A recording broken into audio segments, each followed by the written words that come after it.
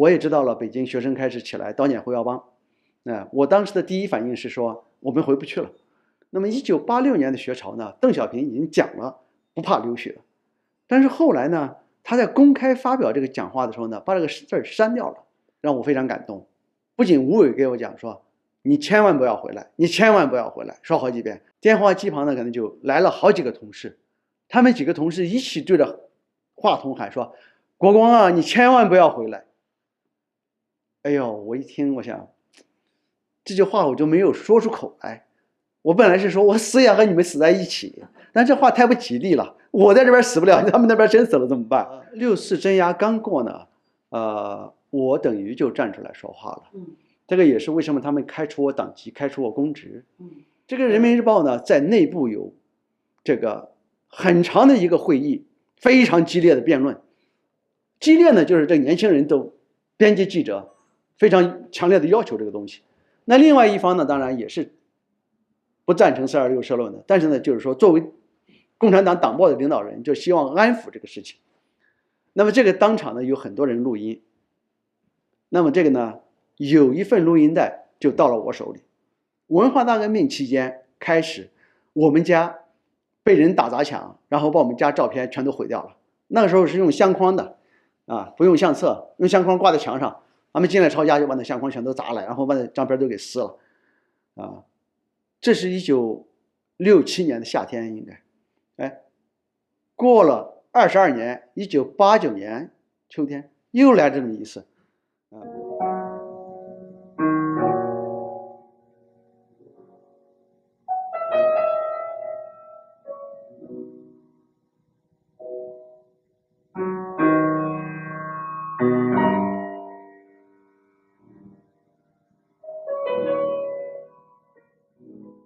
我到2月25號我離開北京，當然同一天時差的關係到了舊金山入關以後呢，就是那時候真是土啊，我不知道應該買到我去到的那個地點這個飛機票然後我想呢，就是說那美國那麼發達，對這個買飛機票還不就像在中國我們去買火車票一樣，對我在這兒下了火車，然後買下一站的火車票。我就是這麼一個想法，但是我身上呢一共有$250，這$250呢不是任何人發給我的，這個是我1988年的11月參加一個這個青年經濟學家代表團訪問日本，然後那個時候出國回來以後就有買大件的指標你可以買電冰箱，你可以買電視機那時候中國這個貨物非常的奇缺，所以你有一個票可以買這個東西。我一個單身漢，我也不要買冰箱，我也不要買電視機，我什麼都不要，給賣了。我也不知道要賣對，所以呢，我什麼都沒做。結果呢，這個我在人民日報的年輕的朋友就來問我，他說你買了嗎？我說我買這東西幹嘛？他說那你不買，你能不能把這個票賣給我呀？我說這個東西不能賣吧？他說那這個你給我，那我不能不給你報酬。我說喲，我說還是這樣子的。我說那我就給你吧。他說我說那多少錢你隨意給我。我說但這事情我覺得好像是應該是不能擺到台面上去的事情哈。他說但是我不能不給你錢我覺得也是吧。我如果不收他的錢，他也覺得就是說很過意不去。後來就是說把這個指標賣了以後，我得到$250，對，然後這$250就是我到美國來的所有的這個錢了那福特基金會資助我的錢，它不是以支票的形式。所以呢，我身上有一張支票，可能1000塊錢左右，1個月的生活費。然後呢，我要到了美國落下來以後，到銀行去存了，我才有這個錢。這個在舊金山飛機場一下飛機，我就出了關，入了關，我就去買飛機票，一看傻眼了。對，這個美國你是當時買飛機票，這價格奇高對。然後這個櫃檯就給我講，他說你買2個星期以後的，那你現在這200來塊錢你就可以買到了。那你現在買，那當然不可能買到了。我這一聽就傻眼了，那這2個星期我上哪去啊？對，那個當時就細節我就不講了。這會有人來接那些中國來的人的，那接旅遊團什麼之類的。那時候旅遊團少，主要是訪問團就是說，那你先給我到那個我們那有一個廉價的住處，你到那兒去住吧。對，這個好像是5塊錢1個晚上。對，那我一聽我想救命了，要不然我再住2個星期旅館，我這錢也沒了，我還是沒錢買飛機票，我就跟他去了。去了我印象很深刻，那第一次這個有時差，對，到那一睡了17個小時，對，然後醒來以後，腦子清醒了，說下一步怎麼辦呢？对，有人跟我講說怎麼找什麼，後來我就找到了一個唐人街的一個中國人開的那旅行社，到那裡去給他講，就是說就是200塊錢，因為我還有50塊錢，我可能還要坐車呀，对，我這2年還要吃飯呀，這個在这個買下這個機票以前，我連飯都不敢吃，因為我現在到時候就差5塊錢，我這不抓瞎了嗎？結果呢，我就說我現在就給他講，我就200塊錢，你就在200塊錢給我買一張這個機票，讓我飛到丹佛去，在科羅拉多那個英語進修學校在那裡，我說就是這個，能辦成嗎？他說能辦成，他就給我，對，200塊錢買一張機票這事搞定了以後，我馬上趕快到中餐館去吃頓飯。可憐的，這事兒其實這不一定有用哈，就說起來好玩了。沒有80年代的人出國都是這樣的。哎呀，下一步更好玩。對，可能我的發音不清楚，或者他心不在焉。对，丹佛呢，結果呢，好那天早上一大早跑到舊金山飛機場，然後到那裡就趕快check in，然後上了飛機了。對，這個到了飛機上坐定了，那什麼行李都上了，到飛機上坐定以後，我才掏出這個登機卡，一看不對呀，飛往達拉斯的對，然後我就馬上問這個航空小姐，我說這是飛往達拉斯，我是飛往丹佛，他就再三給我確定說你是飛往丹佛 ，not Dallas， 我說是，他說趕快下飛機，然後當我下飛機，我下飛機不過10分鐘，那飛機就滑行就走了，然後我在這坐定以後，我的行李也跟他走了。2個大箱子呢，裡邊都是衣服，對，然後下邊怎麼辦呢？坐了半天，腦子清醒過來說，再找櫃台，說我怎麼辦？你得幫我解決這問題啊！英語不足以和他交流，根本搞不清楚，對，最後才不知道接線員從哪兒接了一個翻譯，能說中文的翻譯，就在這個話筒裡最後搞定。我就說，條件就是說，還是這200塊錢。對，然後呢，把我的機票改成飛丹佛，然後呢，還得先讓我飛達拉斯，因為我的行李已經去了，我到那裡去把自己的行李拿上，從達拉斯再飛丹佛，這個太逗了，這個老土的，所以當時那個時候那是2月，到了美國在遠看中國發生的情況，你當時做了什麼決定？那個時候關於中國的信息呢，就非常的缺少。我在舊金山這一段呢。我一住下來醒了以後一上街，那就在中國城嘛，中國城两邊的報攤兒，大字標題全都是方勵之他們的簽名信，就是陳軍回去找方勵之他們20幾人的一個簽名信，要求釋放政治犯。对，我一看，我到北京的當天我到美國的當天，北京這事情其實已經起來了，實際上呢，在我離開北京的頭一天，北京的一些朋友，文學界的一些朋友給我送行的時候呢，我們在這個飯桌上已經接到了，有朋友來告訴我們說，現在我們在搞一個簽名信，你們簽名吧，我當時就說我簽名，我還記得索爾康說你別簽名了，對，明天到時候你飛機你都上不去，說你先走了吧，那么我这到这一看就看見北京已經開始，大家開始要求這個釋放政治犯，這個聲音就開始出來了。那所以等我到了那個學英語的地方一坐下來，當然很關心就是說下一步的北京的局勢後續的發展。但那個時候呢，那個大學的圖書館有人民日報海外版，但這個東西都到得很晚，差不多要1-2個星期，但那上面也沒有什麼像樣的消息，他不會報這些東西的嘛。然後就是有海外出版的中文報紙，也有這個英文報紙，當然很多。海外出版的報紙也到得很慢，消息也很少。那時候的英文報紙基本上沒有關於中國的報道，一直到了89年天安門學生抗議的高潮，這個英文報紙呢關於中國的事情的報道才多起來了。我還記得我第一次知道說北京天安門學生抗議的2個領袖叫王丹和伍爾開西，就是在這英文報紙上看到的。電視也很少報道，所以基本上對中國的情況是處於一種不了解的這樣一個閉目塞聽的這樣一個情況。你那時候會失落嗎？覺得原來在權力的中心，然後到美國一個人生地不熟，英語也不行。沒有，當時就是集中精力好好學英語吧。对，這個凡是有學習上的事情可做的話，一般注意力比較容易集中。對，當知道報童等於被抓那個時候，你也不會第一時間知道。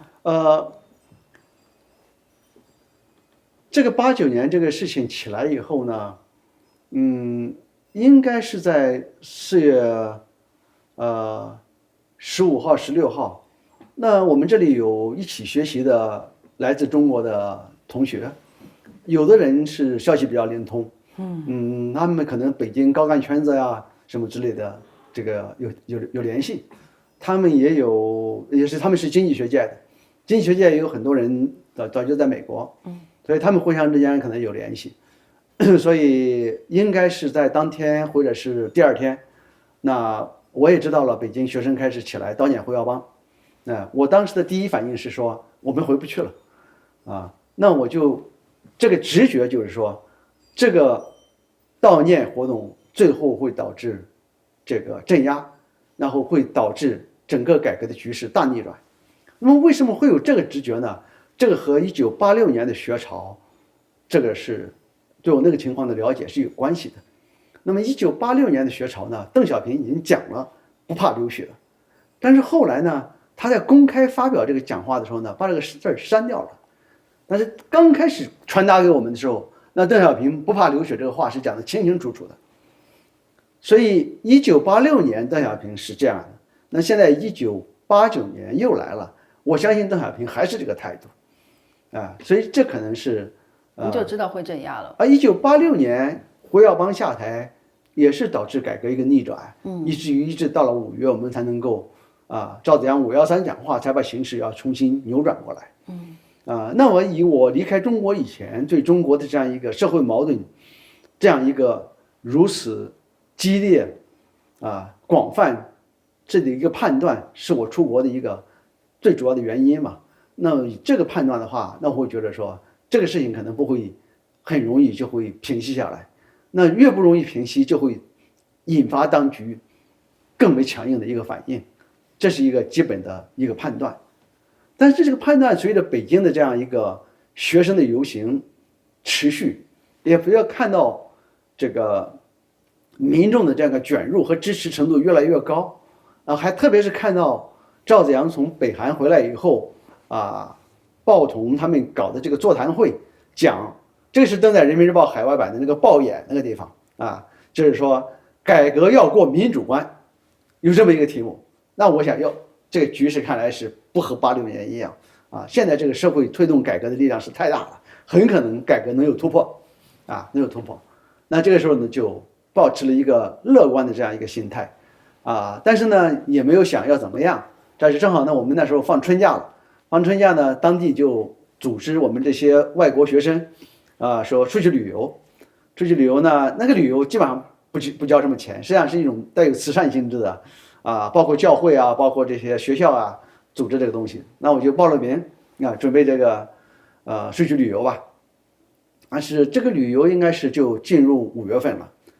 了，進入5月份到了宣布戒嚴了，應該是還沒開始旅遊，然後就宣布戒嚴了。宣布戒嚴以後呢我覺得這個情況就嚴重了嚴重了以後呢，我就想回去我就是說我應該回去。這個時候呢，我打了電話到政改辦去那是政研室了這個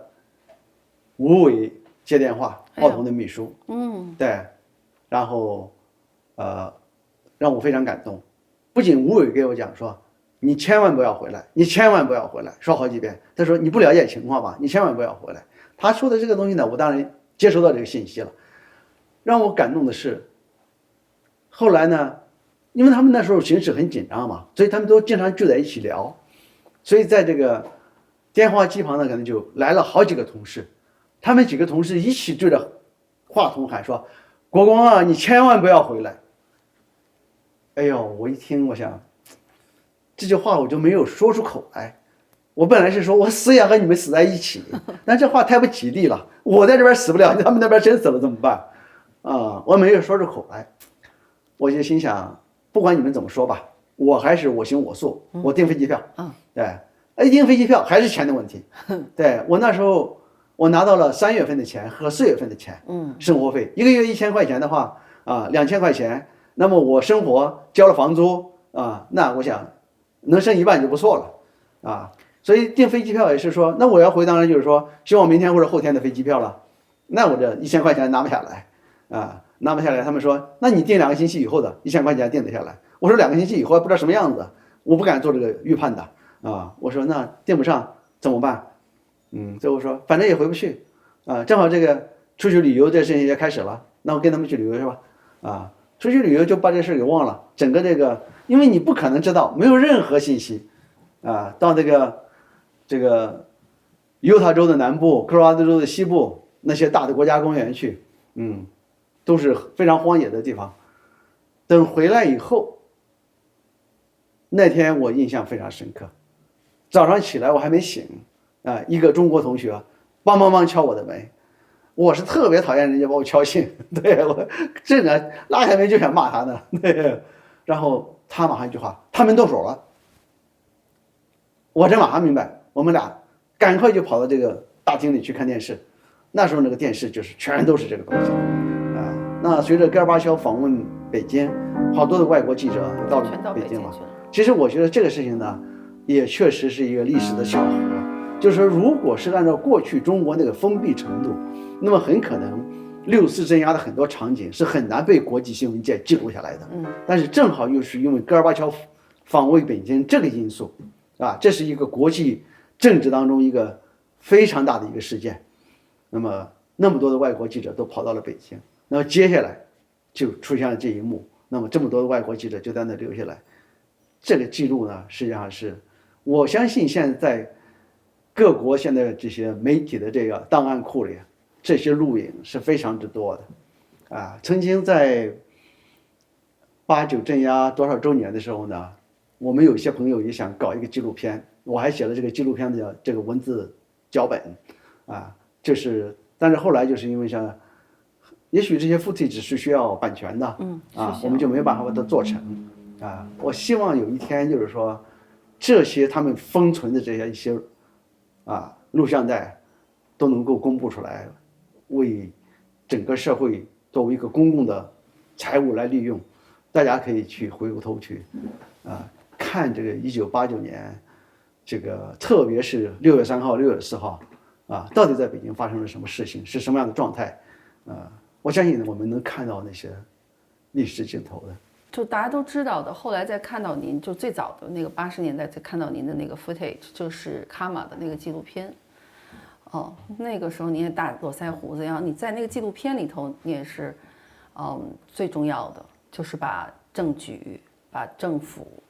中共要幹什麼，你是很理性的給梳理清楚的。我對那個印象非常深，我這兩天又專門回去看。所以你當時那個時候，你決定站出來說話，做了個什麼樣的決定？其實6·4鎮壓剛過呢，我等於就站出來說話了。這個也是為什麼他們開除我黨籍，開除我公職。有的事情是陰差陽錯。我4月份呢參加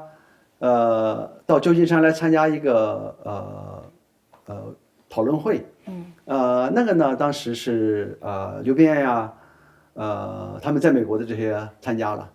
那麼在中國呢，王若水他們都來了。也有很多美國的這些非常知名的漢學家李安友他們都參加了。這是夏偉和他太太劉白芳辦的。這個那個會上呢，就見到了很多我在那個科羅拉多的那個 Boulder 那個小山城不可能聯繫上的人。我住在學生宿舍裡呢，學生宿舍也沒有，只有一個公用電話。我們那個3層樓很大的一個樓，只有那麼一個公用電話。公用電話是投幣電話，对，那你要打個電話得投很多硬幣，對，所以我基本上和外界失去聯繫。但是那一次呢，就見到了很多人，包括見到了曹長青，這個曹長青呢，人家沒有邀請他來開會，但是呢，他呢，因為在加州，他聽說這個事情了，他在洛杉磯，他就自己開個車啊就來了。來了以後呢，這是在夏偉他們家的農莊啊農場裡開的，所以有多少床位就那麼多床位。我本來是和杜維明兩個人住一個房間，但是杜維明開完了第一天的會以後呢，他要回哈佛去上課，他說他要坐紅眼飛機回去。那是我第一次知道紅眼飛機啊，就是兩岸的時差嘛，那这裡晚上到，第二天早上到東岸啊，眼睛紅紅的，对，这个熬夜。然後這個曹長青呢就住到這個房間來，然後我們倆都是新聞界的人，又都是七七級的學生，就聊了很多，也有很多共同的熟人，這個，所以他知道我在美國。等這個89屠殺一過，那麼曹長青就在洛杉磯募捐搞了一個新聞自由導報，那麼他也發了一個聲明，把他所知道在海外的中國新聞工作者的名字全都列上去了，那麼把我的名字也列上去了，我完全不知道這個事情。這個，然後呢，就有人，我在這邊一些朋友知道的，他們就寫信給我說，哦，說你都反了。哎，我不知道是怎麼回事。那這情況很重要我就專門去換了一幫硬幣，對，打電話給那個給我寫信的人問他是怎麼回事，他就說是這麼一回事就是旅美中國新聞工作者發表聲明譴責天安門屠殺等等的。對，這個還有一個後來也在中國是一個非常知名的作家，也當上了副部級幹部的一個人，他原來的太太那時候是他太太從光明日報到美國來留學。對，後來我是聽說他就打電話回去給他先生說，他說北京都殺人了你還不反？他說這個不行吧，作為黨報的這個工作者，就是說這個東西不好說話。據說那個他的太太就說吳國光都反了，他說你還這個都拿我這個事情去給在國內的朋友講事，但我完全不知道那後來知道了當我見到曹長青的時候，那我就問他了我說你做這個事情你也不事先給我打個招呼你至少問我一下嘛。曹長青當然馬上就上綱上線，曹長青說難道你支持屠殺嗎？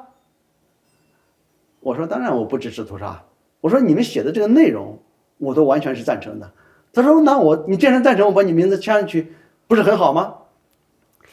哎呀，我想這個東西給他也沒辦法講理反正這事情也木已成舟，但確實我也是譴責屠殺的。那我要講的就是說做事的方式一個人他有沒有簽名，不是說我覺得他會贊成的我就替他簽名就可以了當然後來我就和曹長青因為別的原因我們關係非常差如果說我真的還有仇人的話，他是我的仇人之一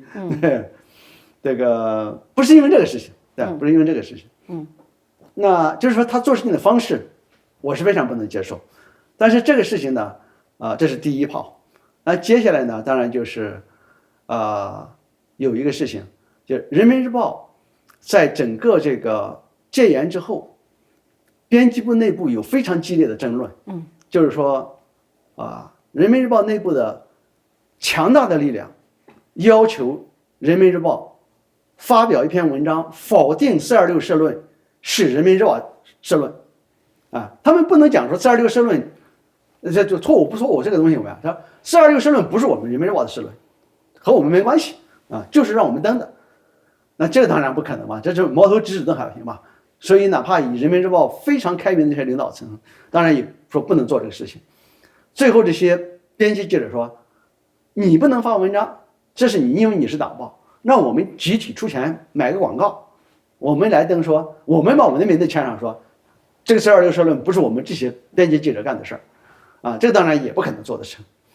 這個人民日報呢，在內部有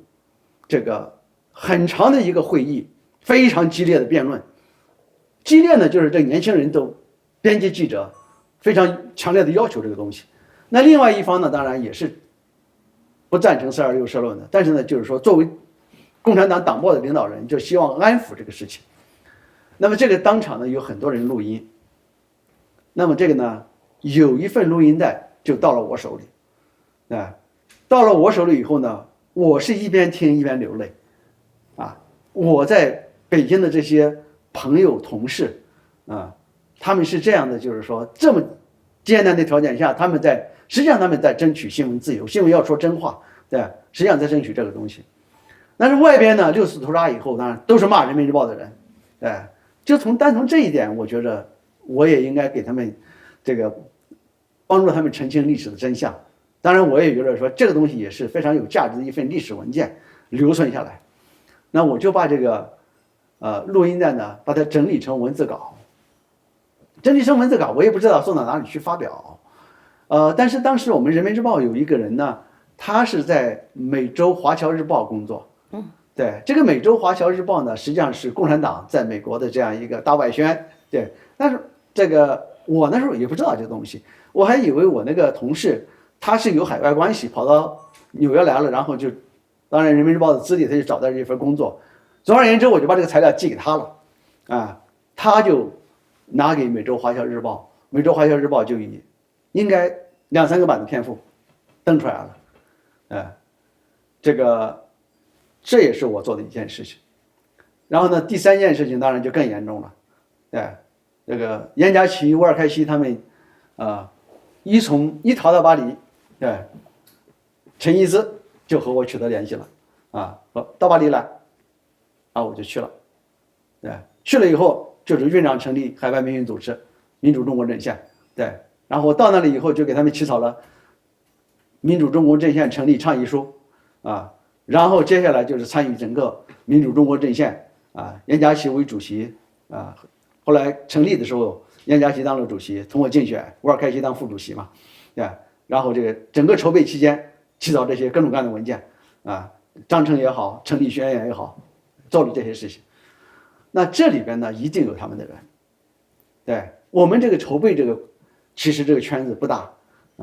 ，10幾個人、20個人不到。那麼這裡邊一定有共產黨特務，但是誰我到現在也不敢講。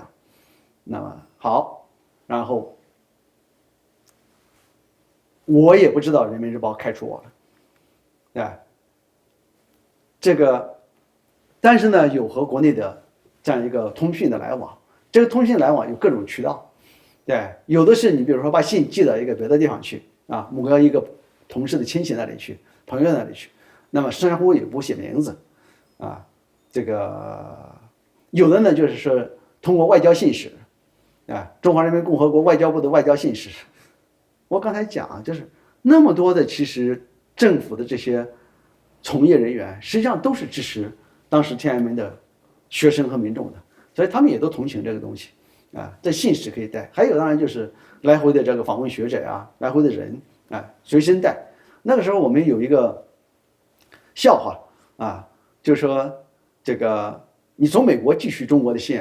這個東西就是比較麻煩就是說它審查就非常的嚴格，但是呢如果沒問題，它審查的也很快。他說你要如果從加拿大寄信的話呢，這就非常麻煩。我們這是編笑話的人在說嘛，我說為什麼呢？他說聽說這個李鵬在那裡犯愁呢，說全中國找不到一個懂加拿大語的人，說這個加拿大來的信怎麼審查呀？對，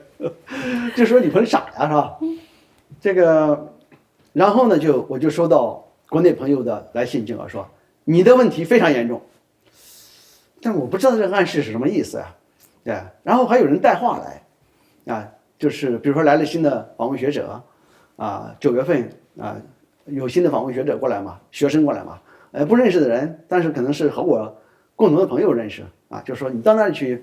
給這個電話號碼打個電話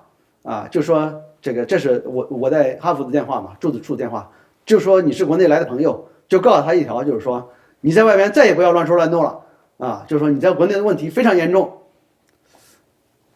我接到過1、2個這樣的電話，也不知道是誰他就說我是國內的你的朋友的朋友給了我這個電話號碼然後我說完這句話，這個電話我就掛了我說好，我們理解，你掛了吧，就這樣的情況。結果呢，後來呢，就有人把人民日報內部的文件帶給我了这個文件到現在我還存着就是人民日報這個報設機關黨委會第幾次會議紀要。這次會議就是說決定開除吴國光黨籍，然後接下来是社委會決定開除吴國光公職。那麼列了3條罪名，第1條罪名就是刚才講的陶彰星做的那件事情新聞參與了這個海外中國新聞工作者聯名譴責6次屠殺這件事。第2件事情就是剛才講的這個把人民日報內部辯論的錄音拿到了海外的報紙上發表。第3當然就是說參與籌備海外反動組織民主中國陣線這是3條罪狀開除黨籍，開除公職抄家封门，然後就是我後來知道的事情了那我弟弟他们去我知道了以後再讓我弟弟他们去，我想这个原因好像是記不清楚，好像是我知道了這些被開除還是怎麼着，然後呢或者是我感覺的形勢有問題了都這時候我就想我在北京這些東西我想應該讓我弟弟去拿到我爸媽那裡去，才引起了他們抄家。這個過程呢我到現在弄不明白，因為我弟弟他們也弄不明白，他們只是來拿個車子把東西拉走，背後的事他們也不知道最討厭的是這次抄家呢把我的私人的這個信件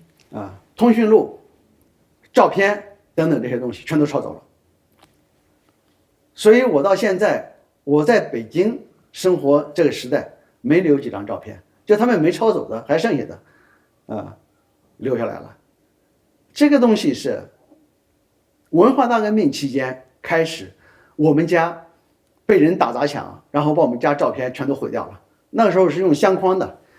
不用相冊，用相框掛在牆上，他們進來抄家就把那相框全都砸了，然後把那照片都給撕了這是1967年的夏天應該過了22年1989年秋天又來這麼一次這個又把我的照片大譜都給我弄走了。所以等我1993年回中國的時候，我就找他們問這個就是有人來給我找我的時候，我就問他們，我說你們這個當局把我那東西都放哪兒去了，還給我呀。他們說喲這個東西也不知道是在公安系統還是在安全系統的哪個庫房裡吧應該。他說這個得看看誰能幫你查找那我上哪去查找去，我找不到人幫我查找。所以到現在還是這個樣子，沒有這些東西了。那個時候你就想過覺得自己要流亡了嗎？還是對後面的設計，對後面要做的事情的設計你有想過嗎？當時我自己主動做的這2件事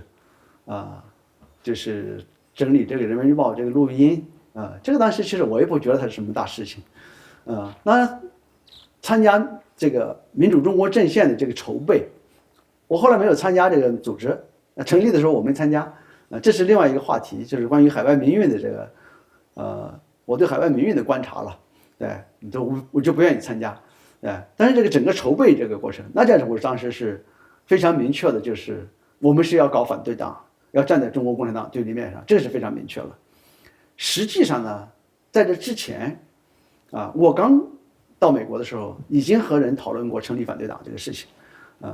那麼更早這個就是根深蒂固了。我在讀研究生的時候，對，我和幾個朋友，不光是我的同學，還有另外的學校的那麼幾個人也一起討論過成立反對黨的事情。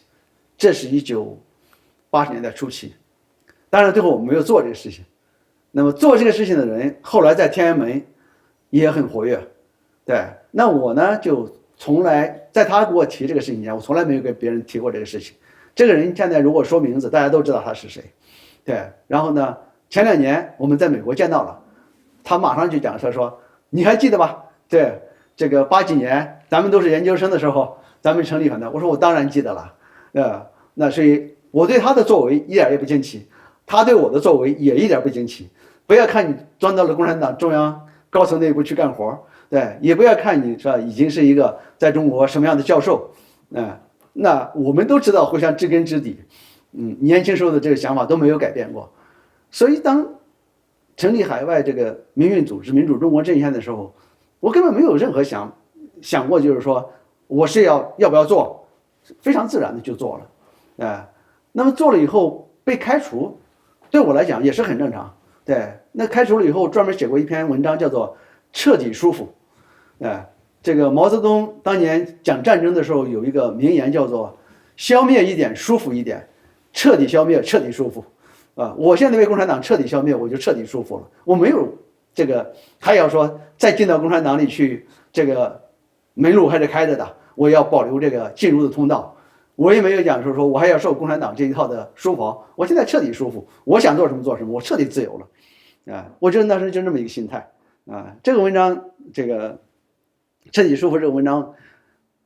當時是在就是天安門流亡人士周小康他們辦的刊物上發表了。這個，然後當然實際上呢，基本我的選擇就是和對海外民運的觀察有關聯了。那我就沒有再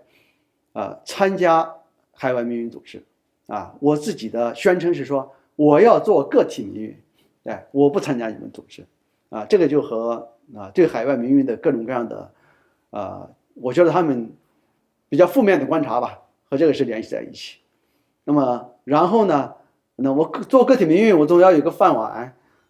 那我總要有個職業，那幹什麼呢？這我才去決定去讀書要走這樣一個學術研究的道路整個這樣一個就是在海外，首先就是要不能回中國，那作為一個流亡者怎麼樣來用自己的這樣一個技能，用自己的這樣一個勞動生存下來，然後呢，還希望做的是自己願意做的勞動，那麼這個當然是對我當時最大的挑戰。所以呢，想來想去，自己就是讀書，還比較有點技能。然後呢，就是說讀書要做的這事兒，應該以後如果有工作，那這工作應該也是我喜歡的工作。那麼當然呢，非常大的一個動力，就像我當年上大學一樣，我到大學去幹什麼呢？我不是去要上這個大學的這個學位，我是要想我要到大學去搞明白我在下鄉和工廠裡遇到那些困惑。那我現在呢，遇到的困惑更大了。對，我們在中國搞了這麼多年的改革，最後是1989年天安門廣場流血，為什麼走到這一步啊？為什麼發生了這麼一個情況那麼我想我必須要到學校裡去讀書，然後把這個事情想明白要不然的話，我這人生就完全是一個一筆糊塗賬一筆糊塗賬。所以選擇政治學專業，我也沒有任何思考就選擇了。我在中國沒學過政治學這個其實那個時候，當精神處於極度苦悶的時候，我的這個每個人都有自己療癒苦悶的方式那個疫情的時候，我寫過一篇短文講這個我說有的人可能就是唱歌，有的人就是喝酒有的人可能就是打老婆，有的人可能就去搶銀行。我說這後兩條我不會做絕對不會做的。那唱歌我不會，這個喝酒有限度那對我來講就是說，療癒精神創傷就是和死人對話，和古人對話。那麼當然呢，和古人對話首先是讀理論的東西，但理論的東西不能療癒感情上的創傷，那你必須讀感情的作品，感情作品就是文學作品。那麼文學作品裡面感情最充沛的就是詩歌，所以呢，對我來講，讀詩